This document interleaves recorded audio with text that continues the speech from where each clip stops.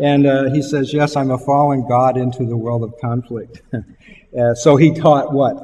To abhor and avoid at all costs strife and war and suffering. And he was a vegetarian and practiced love as the redeeming virtue that will allow the soul to reconnect to its higher element and achieve gnosis.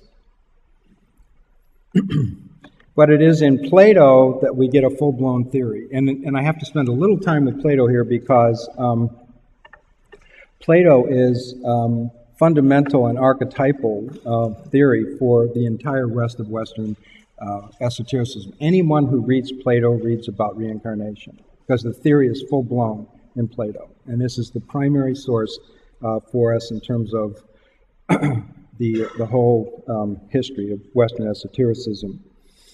And it's interesting to track this because in early Plato, there is no reincarnation. And then he just starts to develop his theory of reincarnation, and then in the Timaeus, he develops a full-blown cosmic framework for it. So you can actually trace the history of the development of the idea within these texts. Though I do want to say this, Plato himself never claims to remember his past lives. And so he seems to be building on the teachings of others rather than on some experiential basis. And his theory is mythopoetic. He doesn't really make it purely philosophical. He tells a lot of stories and mythological aspects to amplify the idea. So it's a somewhat inconsistent theory within Plato. It depends on which text you're reading, but I'm going to sort of summarize it sort of briefly for you. So, earliest text, the Gorgias. What happens here in this text is that he makes the distinction between soma and psyche, soma being body. So body and soul separate. The soul, or suke, goes down into Hades, where it is judged by Minos, one of the gods of the underworld, and that's the end of the story. So there is no reincarnation. The soul and body separate. The soul is immortal, and it goes into the underworld, is judged, and hangs out with Achilles, just as Peter was telling us yesterday.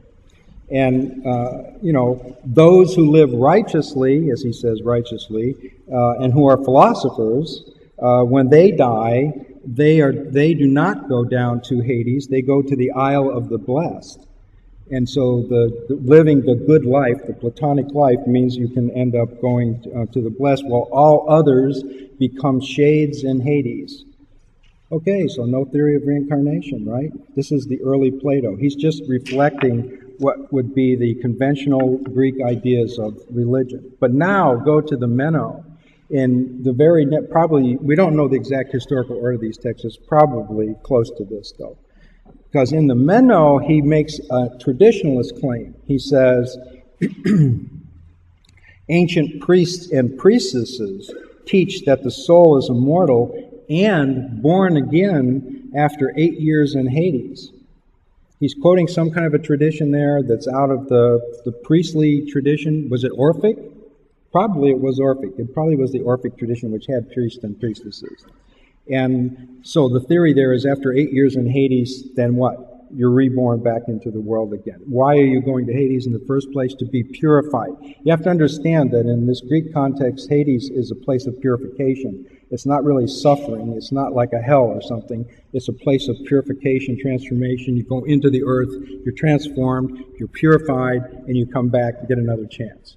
So here we start seeing a development. And Socrates, who's in this dialogue, says, yes, this is correct teaching, because they're discussing it, And he says, we can prove it.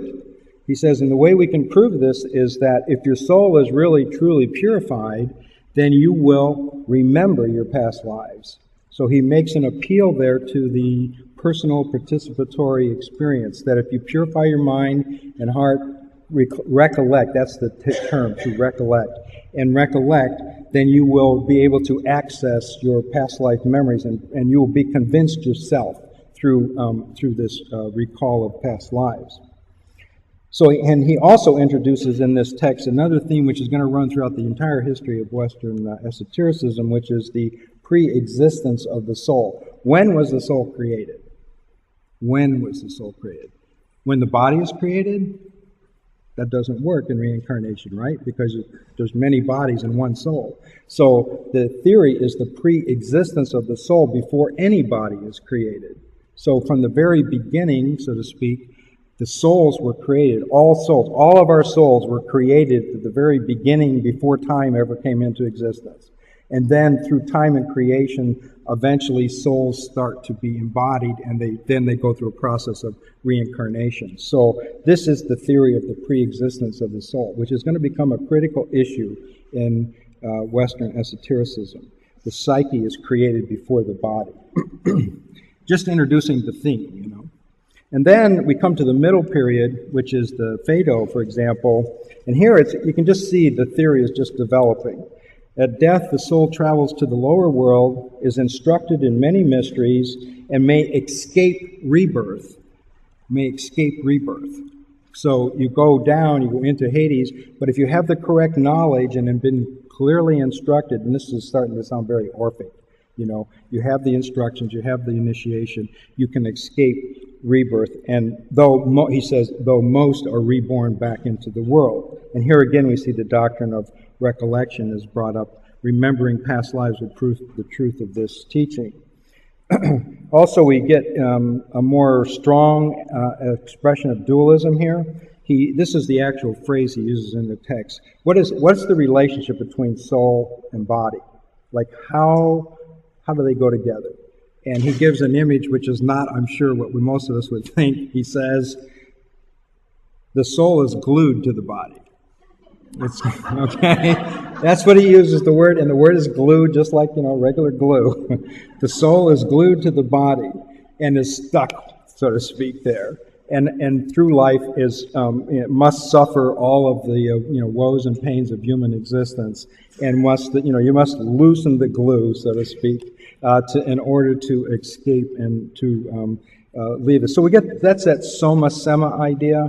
You know, the world is a prison kind of idea, and soul is entrapped in the world, and punishment is based on actions in the life of the individuals, and the good soul, when they die, there's a guide that comes to meet them, and the guide leads them through the process of down to judgment in Hades, and stays with them to protect them and bring them back into the world, into a new rebirth. And those who are living a bad life and are behaving badly don't have a guide when they die.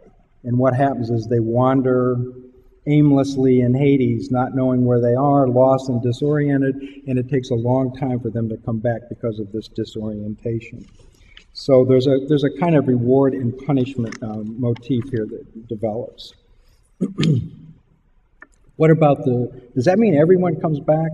No, Plato addresses that. He says, and however, the unredeemed, the utterly lost, are sent into the lower realms of Hades, which is Tartarus, where what is described as a place of boiling mud, fire, and suffering. And they're sent all the way down, and they don't come back. So there's the origin of the idea of hell. It's right there in Plato.